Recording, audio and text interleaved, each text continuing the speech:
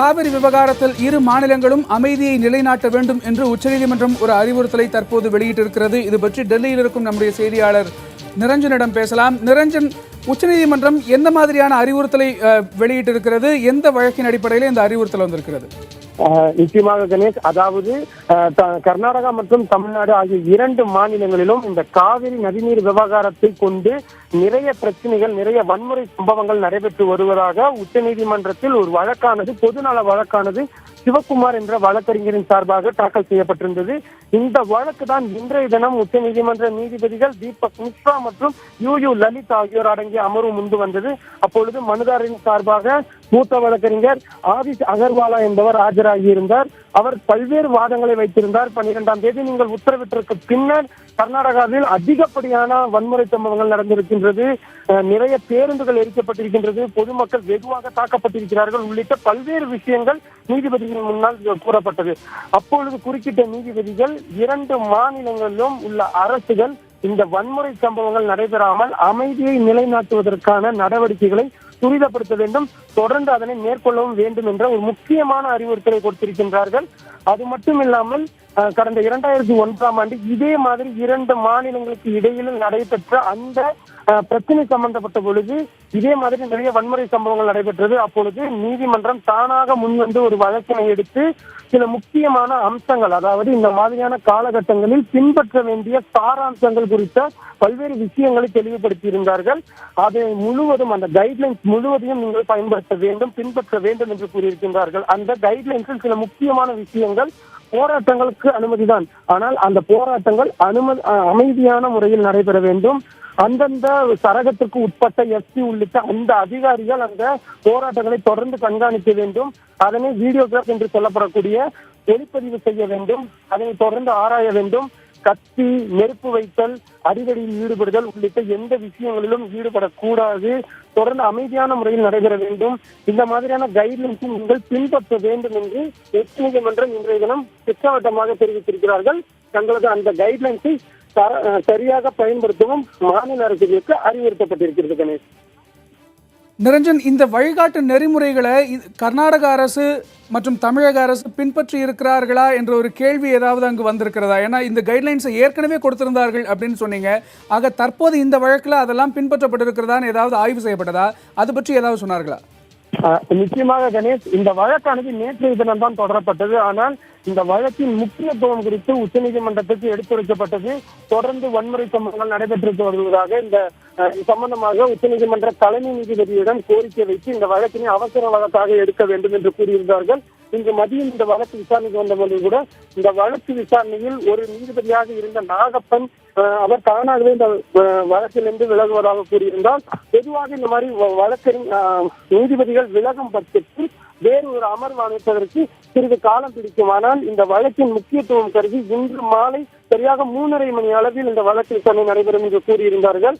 அதன்படி அடுத்தடுத்து வழக்குகள் இருந்தாலும் கூட கிட்டத்தட்ட 20 நிமிடங்களுக்கு மேலாக இந்த வழக்கின் விசாரணையானது சென்றது. அப்பொழுது நீதிபதி தீபக் மிஸ்ரா பல்வேறு முக்கியமான சாராம்சங்களை கேட்டறிந்தார். எந்த மாதிரியான போராட்டங்கள் நடைபெற்றிருக்கிறது, எங்கே அதிகமாக நடைபெற்றிருக்கிறது என்ற பல்வேறு விவரங்கள் கேட்டறியப்பட்டது. அது மட்டும் இல்லாமல் இந்த பிரச்சனையில் மத்திய மற்றும் தேர்தல் ஆணையத்திற்கு நோட்டீஸ் அனுப்ப வேண்டும் என்று மனுதாரன் சார்பாக கேட்டுக் கொள்ளப்பட்டது. ஆனால் இதில் மத்திய அரசின் தலையீடு என்பது எந்த அளவிற்கும் இல்லை என்பதன் காரணமாக மத்திய உள்துறை அமைச்சகத்துக்கு நோட்டீஸ் அனுப்ப முடியாது என்று கூறியிருக்கின்றார். அது மட்டும் இல்லாமல் இது சம்பந்தப்பட்ட உங்களது அந்த மனுக்களை நீங்கள் உடனடியாக சம்பந்தப்பட்டவர்களாக, அதாவது கர்நாடக அரசு மற்றும் தமிழ்நாடு அரசு ஆகிய இரண்டு அரசுகளுக்கும் நீங்கள் கொடுக்க வேண்டும். அவர்கள் வருகின்ற 20ஆம் தேதி சம்பந்தப்பட்ட விவரங்களை, ஏற்கனவே இந்த வழக்கானது வருகின்ற 20ஆம் தேதி இந்த காவிரி நீர் பிரிப்பு சம்பந்தப்பட்ட வழக்கானது உச்சநீதிமன்றத்தில் வரவிருக்கின்றது. அன்றைய தினம் இந்த வழக்கும் சேர்த்து விசாரிக்கப்படும் என்று கூறியிருக்கின்றார்கள்.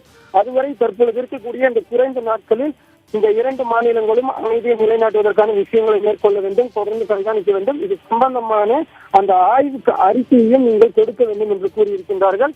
அதன் அடிப்படையில் வருகின்ற 20ஆம் தேதி வரை என்ன மாதிரியான சூழ்நிலைகள் நிலவுகிறது என்பதை குறித்து மனுதாரர்களும் சரி, கர்நாடகா மற்றும் தமிழ்நாடு அரசுகளும் சரி தாக்கல் செய்யும். அதன் பின்னர் தான் உச்சநீதிமன்றம் இதில் முக்கியமான ஒரு முடிவுகளை எடுப்பதற்கான வாய்ப்புகள் அதிகமாக இருக்கிறது. தமிழ்நாட்டில் மேற்கொள்ள உள்ள அந்த பந்த் உள்ளிட்ட சம்பவங்கள் குறித்தும் எடுத்திருக்கப்பட்டது. அதில் தான் இந்த அமைதி காக்க வேண்டும், எந்த விதமான அசம்பாவித சம்பவங்களும் ஏற்பட்டுவிடக் கூடாது உள்ளிட்ட விவரங்கள் குறிப்பிடப்பட்டிருக்கிறது. நிரஞ்சன், இந்த வழக்குல மனுதாரர் எந்த மாதிரியான வன்முறை சம்பவங்கள் நடந்திருப்பதாக குறிப்பிட்டிருக்கிறார்? குறிப்பாக ஏன்னா ஒப்பீட்டு அளவில் கர்நாடகத்தில் நடைபெற்றது போன்ற வன்முறை சம்பவங்கள் தமிழகத்தில் நடக்கவில்லை என்பது அனைவருடைய கருத்தாகவும் இருக்கக்கூடிய ஒரு நேரத்தில் அந்த மனுவில் என்ன சொல்லியிருக்கிறார்? எந்த மாதிரியான சம்பவங்கள் நடப்பதாக அவர் சொல்லியிருக்கிறார்? அதாவது மனுவில் ஏற்கனவே இந்த உச்சநீதிமன்றம் வழங்கிய அந்த வழிகாட்டு நெறிமுறைகள் கூறப்பட்டிருக்கின்றது. இதனை இந்த மாநிலங்கள் பின்பற்றவில்லை. இன்றைய தினம் இந்த வழக்கு விசாரணை நடைபெற்ற பொழுது கூட கர்நாடகத்தில் தமிழக பேருந்துகள் எரிக்கப்பட்ட விவகாரம், தமிழர் ஒருவர் அரை நிர்வாணமாக அடிக்கப்பட்ட விவகாரம், அந்த வயது முதிர்ந்த ஒருவர் அடிக்கப்பட்ட விவகாரம் உள்ளிட்டவை மிகப்பெரிய அளவிலாக உச்சநீதிமன்ற நீதிபதிகளின் கருத்துக்களுக்கு கொண்டு செல்லப்பட்டது. உச்சநீதிமன்றத்தில் இது சம்பந்தமாக வாதாடிய வழக்கறிஞராக இருக்கக்கூடிய ஆதிஷ் அகர்வால் அவர்கள் தொடர்ந்து இந்த விஷயத்தை அழுத்தம் கொடுக்கும் வகையில் தான் அவர் பல்வேறு கருத்துக்களை தெரிவித்திருந்தார். தமிழகத்தில் நிகழ்ந்து வரும் அந்த வன்முறை சம்பவங்களுக்கும் கர்நாடகத்தில் நடைபெற்று வரும் அந்த வன்முறை சம்பவங்களுக்கும் இடையிலான ஒரு வேறுபாட்டினை எடுத்துரைக்கும் வகையிலாகத்தான் அவரது வாதங்கள் இருந்தது. குறிப்பாக அந்த பேருந்துகள் எரிக்கப்பட்ட விவகாரத்தை அவர் மீண்டும் மீண்டும் அழுத்தமாக கூறியதற்கு பின்னர் தான் அந்த உச்சநீதிமன்றம் வழங்கிய அந்த அறிவுறுத்தல்களில் முக்கியமாக இந்த தீ வைத்தல், பயங்கரமான ஆயுதங்களை கொண்டு தாக்குதல், கத்தி உள்ளிட்ட ஆயுதங்களை பயன்படுத்துதல் ஆகியவற்றை போராட்டங்களின் பொழுது பயன்படுத்தக்கூடாது என்பதனை மீண்டும் உச்சநீதிமன்ற நீதிபதிகள் மிக அழுத்தமாக இந்த 2 மாநிலங்களுக்கும் தெரிவித்திருக்கின்றார்கள். எனவே வருகின்ற இந்த 2-3 நாட்களில் மாநில அரசுகள் தங்கள் மாநிலங்களில் எந்த விதமான அசம்பாவித சம்பவங்களும் நடந்து விடாமல் பார்த்துக் கொள்ள வேண்டியது அவர்களுக்கு கடமையாக இருந்திருக்கின்றது. இல்லை என்றால் வருகின்ற 20ஆம் தேதி வழக்கின் விசாரணை மீண்டும் வரும்பொழுது உச்சநீதிமன்றத்தின் கடுமையான கண்டனங்களுக்கு ஆளாக வேண்டிய ஒரு சூழ்நிலை ஏற்படும். கணேஷ், எந்த மாதிரியான நடவடிக்கைகள் மேற்கொள்ளப்பட வாய்ப்பு இருக்கிறது? ஒருவேளை அடுத்த கட்ட விசாரணையின் போது நீங்கள் சொன்னதை போல ஏற்கனவே கொடுத்திருக்கக்கூடிய வழிகாட்டு நெறிமுறைகளை மாநில அரசு இதில் பின்பற்றவில்லை, கர்நாடக மாநில அரசு பின்பற்றவில்லை என்பது தெரிய வந்தால் எந்த மாதிரியான நடவடிக்கைகள் மேற்கொள்ளப்படும்?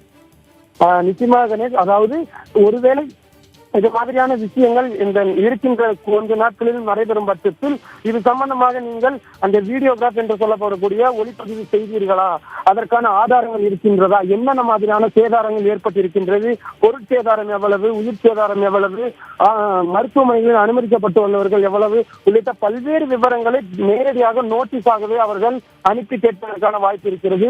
ஒருவேளை சட்டம் ஒழுங்கு பிரச்சனை மிகப்பெரிய அளவில் நிகழும் பட்சத்தில் நீதிமன்றம் தனது கடுமையான கண்டனங்களை தெரிவிப்பதற்கான வாய்ப்பும் இருக்கிறது.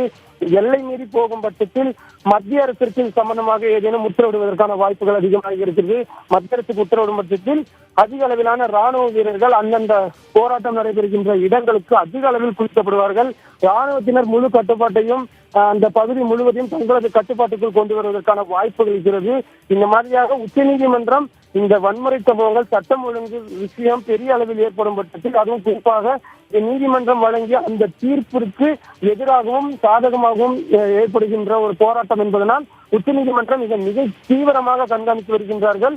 குறிப்பாக அவர்கள் சொல்லிய ஒரு வார்த்தை என்னவென்றால், உச்சநீதிமன்றத்தின் தீர்ப்பினை நீங்கள் ஒரு கேலி கூட்டாக்கும் வகையிலோ அல்லது அதனை எதிர்க்கும் வகையிலான போராட்டங்கள் எதுவும் நடத்தப்படக்கூடாது என்பதனை அவர்கள் மிக தெளிவாக கூறியிருக்கின்றார்கள்.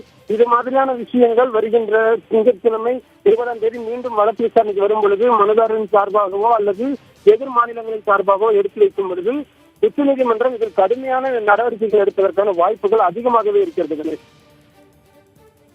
நன்றி நிரஞ்சன். இந்த வழக்கில் உச்சநீதிமன்றம் எந்த மாதிரியான அறிவுறுத்தல்களை வழங்கி இருக்கிறது என்பதை விரிவாக சொன்னீர்கள். இது போன்ற அறிவுறுத்தல்களும் இன்றைக்கு குறிப்பாக இன்றைக்கு ஏற்பட்டிருக்கின்ற ஒரு சில முன்னேற்றங்களும் இந்த விவகாரத்தில் தமிழக அரசின் மீது ஒரு மிகப்பெரிய அழுத்தத்தை போட்டிருக்கிறது. நாளைய கடையடைப்பின் போது எந்தவித சிறு அசம்பாவிதம் கூட நடந்துவிடாதபடிக்கு ஒரு மிகப்பெரிய பாதுகாப்பு அரணை ஏற்படுத்த வேண்டிய ஒரு அழுத்தத்தை ஏற்படுத்தியிருக்கிறது என்று சொல்லலாம். காரணம், இன்றைக்கு கர்நாடக முதலமைச்சர் தமிழக முதல்வருக்கு எழுதியிருக்கக்கூடிய கடிதம், தற்போது நடந்திருக்கக்கூடிய அந்த தீக்குளிப்பு சம்பவம், தற்போது உச்சநீதிமன்றத்தின் அறிவுறுத்தல் ஆகியவை அது குறித்த ஒரு முன்னேற்றத்தை ஏற்படுத்தி இருக்கின்றன. இது பற்றிய பல்வேறு தகவல்களை அளித்ததற்கு நன்றி.